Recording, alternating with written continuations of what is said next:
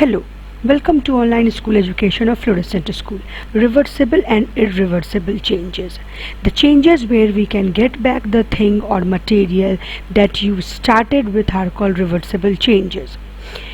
Reversible changes ऐसे changes होते हैं जिसमें जिस सामान के साथ हमने कुछ चेंज किया है तो वो दूसरे फॉर्म में आ गया। ये दूसरा फॉर्म जो ये फर्स्ट फॉर्म हुआ, ये सेकंड फॉर्म हुआ, तो ये सेकंड फॉर्म जो है वापस से फर्स्ट फॉर्म में कन्वर्ट हो जाए, इसको हम लोग बोलते हैं रिवर्सिबल चेंजेस। इसके कुछ एग्जांपल्स हैं: squeezing of a rubber ball, freezing of water to ice, melting of wax, evaporation of water, melting of chocolate. ठीक है, जब रबर बॉल को हम स्क्वीज़ करते हैं तो क्या होता है, उस पर हम प्रेशर डालते हैं तो वो छोटा हो जाता है। फिर जैसे ही प्रेशर रिलीज़ करते हैं रबर बॉल अपने शेप का हो जाता है। वाटर को जब फ्रीज़ करते हैं तो वह आइस हो जाता है। आइस को अगर फ्रिज के बाहर निकाल के रूम टेम्परेचर पे रखते हैं वो वापस से वाटर हो जाता है। वैक्स, जब हम लोग कैंडल जलाते हैं तो वैक्स मेल्ट करता है। वैक्स का मेल्टिंग एक रिवर्सिबल चेंज है।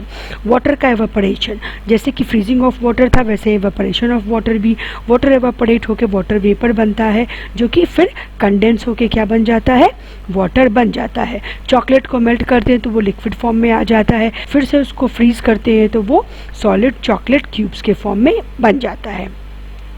In all these changes, the internal structure of the substance does not change and therefore the substances can be reversed to their initial states. यहाँ जो सब्सटेंस का internal structure है उसमें कोई change नहीं आया, यानी पानी जो था वो पानी ही रहा, बस एक उसका स्टेट चेंज हुआ। एक बार वो सॉलिड हो जाता है, एक बार वो वेपर बन जाता है। उसका नॉर्मल स्टेट क्या होता है, लिक्विड। सॉलिड से भी वो लिक्विड बन जाता है और गैस से भी वो लिक्विड बन जाता है। चॉकलेट का भी यही हाल होता है। ठीक है, ऐसे चेंजेस को बोलते हैं reversible change. The changes where you cannot get back the original things or materials are called irreversible changes.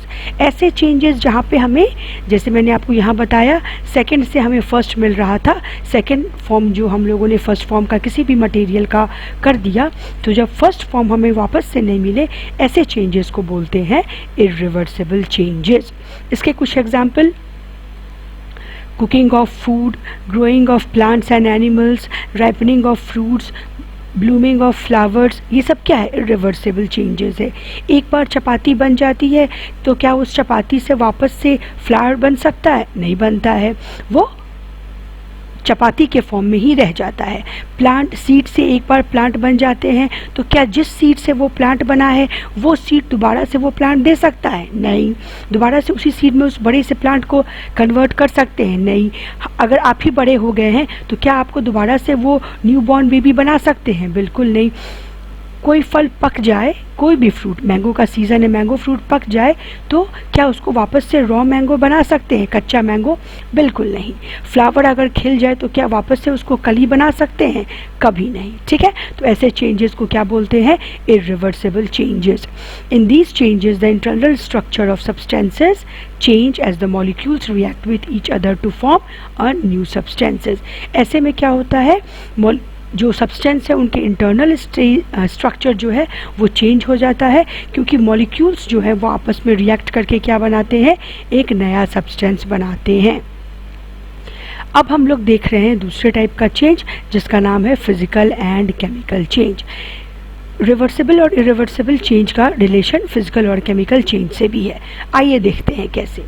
A change in which no new substance is formed and the substance only undergoes change in shape, size, appearance or state is called a physical change। ठीक है, तो ऐसा change हम लोगों ने कहाँ देखा, ऊपर में अभी ऐसा चेंज हम लोगों ने देखा अभी रिवर्सिबल चेंज में। किसमें देखा, रिवर्सिबल चेंज में। तो फिजिकल चेंज क्या है, physical change is a type of reversible change. Therefore, most of the physical changes are temporary as the substances remain the same before and after the change. By reversing the process, the original substance can be obtained.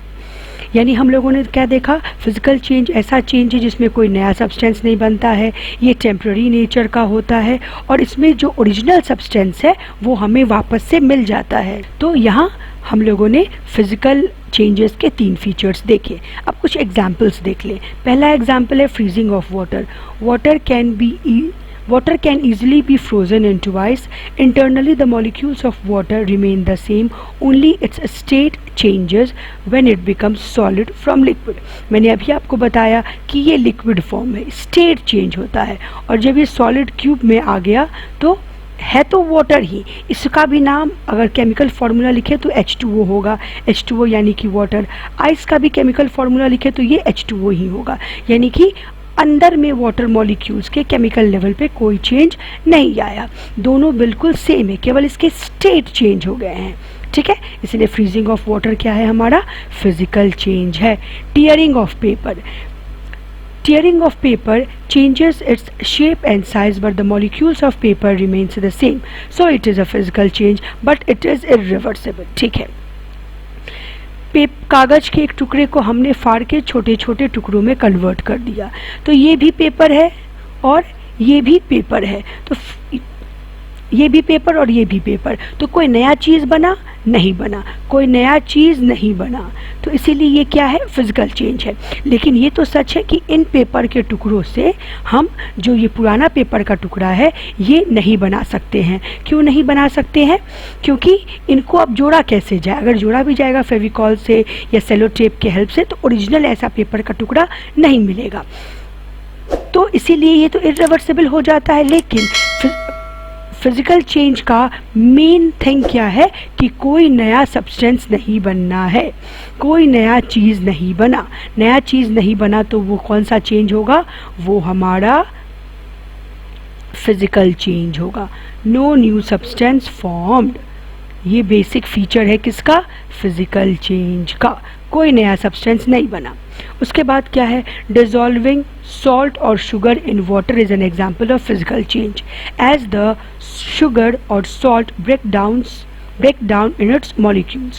These molecules go inside the intermolecular space of water and therefore they disappear. These solids can easily be recovered from water and therefore this process is reversible process. ये हमने एक vessel लिया, इसमें water है, इसमें हम लोगों ने शुगर या सॉल्ट डाल दिया और एक स्पून के हेल्प से इसको मिक्स किया, तो क्या होता है, इसमें सॉल्ट या शुगर जो भी है वो अच्छे से डिज़ोल्व कर जाएगा। लेकिन सिंपल फिजिकल प्रोसेसेस से, एवापोरेशन से तो हम लोग सिंपल क्या निकाल सकते हैं, वाटर एवापोरेट कर जाएगा और हमें क्या मिल जाएगा, हमें सॉल्ट नीचे में मिल जाएगा। ठीक है, और एक प्रोसेस है क्रिस्टलाइजेशन, उससे हमें शुगर भी मिल जाता है। तो वाटर से हम लोगों ने शुगर निकाल लिया और सॉल्ट भी निकाल लिया, तो और वाटर भी अलग हो गया, तो शुगर वाटर का सॉल्यूशन हो या सॉल्ट वाटर का सॉल्यूशन हो, इसमें कोई नया सब्सटेंस नहीं बनता है। साथ साथ ये क्या है, ये रिवर्सिबल नेचर का भी है और हमें ओरिजिनल सब्सटेंस भी मिल जाते हैं। ओरिजिनल सब्सटेंस जिससे हमने शुरू किया है एक्सपेरिमेंट, वो तीनों चीज़ यहाँ हमें मिल रहे हैं, तो ये हमारा कौन सा चेंज है, ये हमारा फिजिकल चेंज है।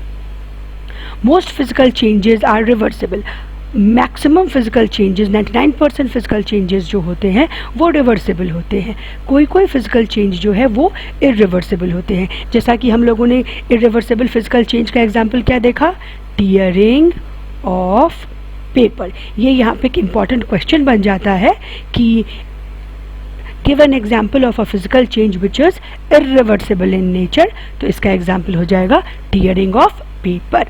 अब हम लोग दूसरा चेंज देखेंगे जो हमारा कौन सा है, chemical change. A change in which a new substance that is different from the original substance is formed is called a chemical change.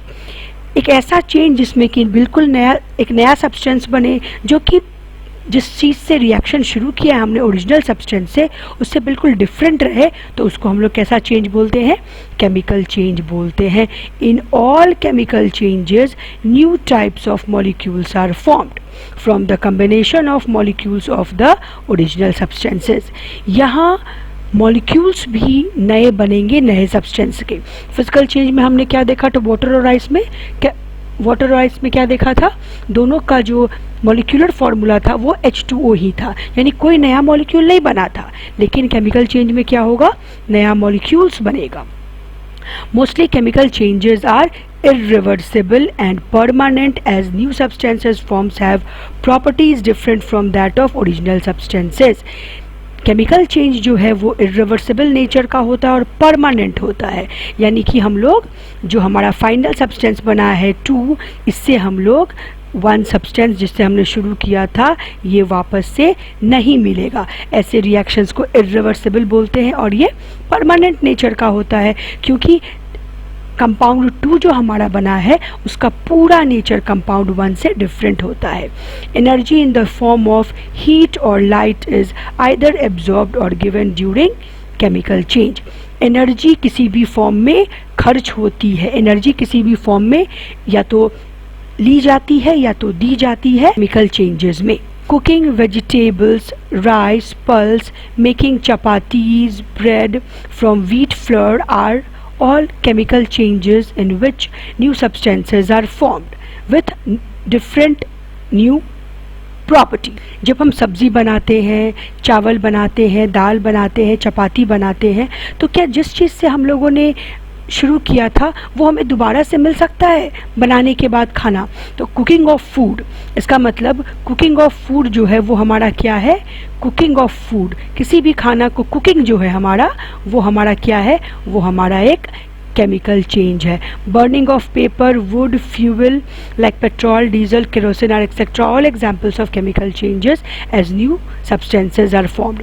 Paper को बर्न करे, वुड को बर्न करे, फ्यूल को बर्न करे। बर्निंग में क्या यूज़ होता है? ऑक्सीजन है जो सपोर्ट करता है बर्न में, तो ऑक्सीजन यूज़ हुआ, और बर्न करता है तो धुआं निकलता है यानी कि कार्बन डाइऑक्साइड निकलता है, यानी कि ये इवॉल्व हुआ। तो कार्बन डाइऑक्साइड इवॉल्व हुआ और ऑक्सीजन लिया गया, तो बिल्कुल ही नया सब्सटेंस बन गया रिएक्शन के बाद, कार्बन डाइऑक्साइड और ये ऑक्सीजन, बिल्कुल डिफरेंट केमिकल फार्मूला भी इनका है। तो ये क्या है? Burning of paper. Burning simply अगर हम लोग बोल दें बर्निंग, तो बर्निंग हमारा क्या है? Burning is a chemical change. Rusting of iron is a chemical change. When iron comes in contact with air and water, it changes to a brown colored substance called the rust. The process of forming rust on the iron is called rusting. It is irreversible process. Iron जो है वो oxygen और air मतलब कि water vapour से react करके rust बनाता है, ठीक है। और इस रस्ट का केमिकल फॉर्मूला बिल्कुल अलग होता है, Fe3O4 ferrosoferric oxide. Conversion of milk to cotton cheese is a chemical change. Cotton cheese यानी कि पनीर, दूध से अगर पनीर बन जाता है तो क्या उससे फिर हम दूध बना सकते हैं? बिल्कुल नहीं, क्योंकि दूध से पनीर कैसे बनता है? जब दूध को उसमें नींबू का रस गार दिया जाता है, जिसको हम लोग कहते हैं दूध फट गया। तो दूध फट जाता है, उससे क्या बनाते हैं? फिर पनीर बनाते हैं, और इससे फिर दोबारा से हमें दूध नहीं मिलता है। दूध में जो विटामिन मिनरल्स पाए जाते हैं और कॉटन चीज़ में जो विटामिन मिनरल्स पाए जाते हैं वो भी डिफरेंट होते हैं। मिल्क का अपना प्रॉपर्टी होता है और पनीर के अपने प्रॉपर्टीज़ होते हैं, तो दोनों बिल्कुल ही अलग है। इसीलिए conversion of milk to cotton cheese is an example of chemical change. Preparation of soap from oil, साबुन जो ऑयल से बनता है, तो क्या साबुन से कभी आपने देखा है ऑयल बनते? घर में जब आप साबुन ले आते हैं तो क्या उससे ऑयल बनता है दोबारा से? नहीं। तो ये क्या है? ये एक केमिकल चेंज है।